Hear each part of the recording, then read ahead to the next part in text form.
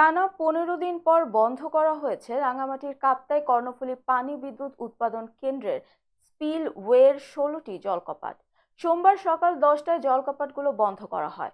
বিষয়টি নিশ্চিত করেছেন কর্ণফুলী পানি কেন্দ্রের ব্যবস্থাপক এটিএম আবু জাহের।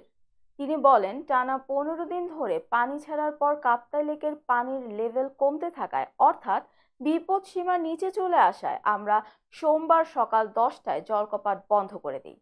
তিনি আরো বলেন, গত 24 আগস্ট সন্ধ্যা পর্যন্ত কাপ্তাই লেকের পানি বিপদ সীমার ওপরে চলে যাওয়ায় অর্থাৎ 108 ফুট অতিক্রম করায় পরদিন সেগুলো খুলে দেওয়া হয়েছিল।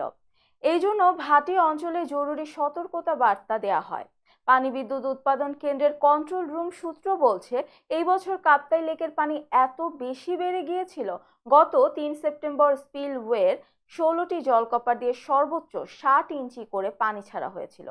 উল্লেখ্য, অতি বর্ষণে উজান থেকে নেমে আসা পাহাড়ি ঢলে কাপ্তাই লেকের পানি গত 24 আগস্ট সন্ধ্যায় বিপদসীমা অতিক্রম করায় পরদিন সকালে জলকপাটগুলো 6 ইঞ্চি করে খুলে দেওয়া হয়।